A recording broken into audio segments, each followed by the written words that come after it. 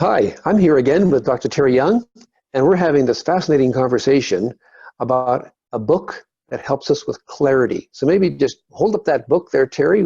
This is the one, Clarity First. And that rings a bell for me because this is the issue for people in the second half is you've got to be able to focus in on what you're actually about and what's your core purpose. So tell us quickly about what we talked about, and then let's dive into the last three pieces that are in that book.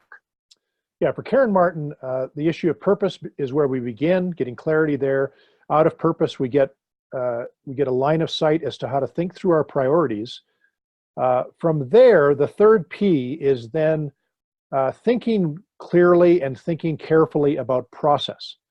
How is it that we will go about our purpose and fulfilling our priorities and our strategy? And this is where discipline comes in. And the process element is simply the matter of providing for yourself and for your people the kind of systems, the kind of approach that you will take in fulfilling that purpose. She interestingly talks about the issue that processes are things that you're able to document in some clear, simple way. You're able to look at them and say they're current, they're followed by people, they can be in some way measured, and they are continuously improved. Whenever they ask new clients about their processes, and they ask them, are these things that are current, are they documented, are they measured, are they continuously improved? She found that almost always the universal answer was close to 0%.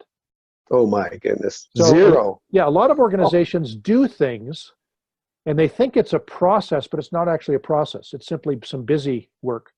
So this is where the gauge for process is the issue of, is it clear to people, these are the steps we take to fulfill our purpose?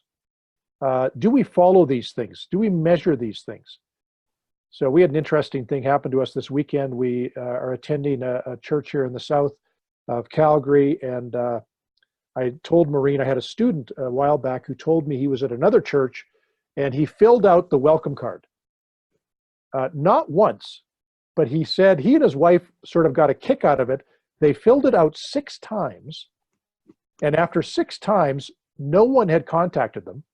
And they said, you know, we were committed to the church. It wasn't a big deal. But that's an example of a church that may have a simple process. So our purpose may be, we want to be a welcoming place where people can be welcomed in the environment of grace. And our purpose is to be a welcoming people. It shows up nowhere in their process. And what proves it is that no one responds. We filled out a welcome card a couple weeks ago at this church, and Maureen reminded me today, no one called. And they actually say in their greeting every weekend, fill out a welcome card and we'll give you a call. So that's a process that is not well documented. It's not followed.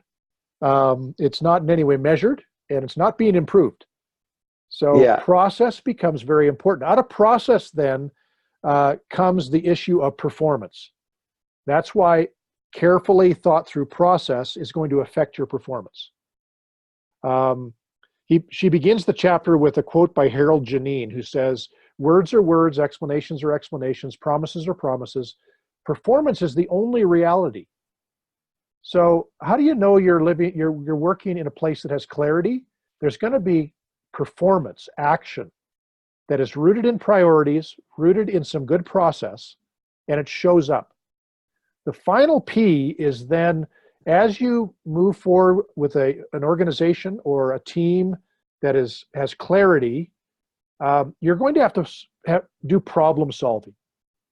So that's the real work of just day by day addressing whatever gets in the way of fulfilling that purpose and solving the problems, learning as you go.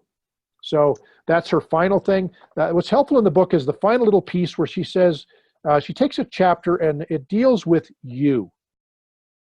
So we could bring this back in the CREST world and our desire to help people at midlife and beyond to think through their own life. And you put this lens on and you realize how helpful it can be.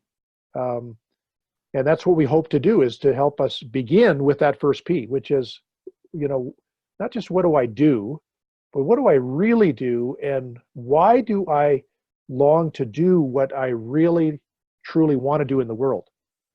Out of that clarity, the rest of the journey can unfold. You can then think about your priorities, think about some personal process that helps you stay on track, and then step into the world of action.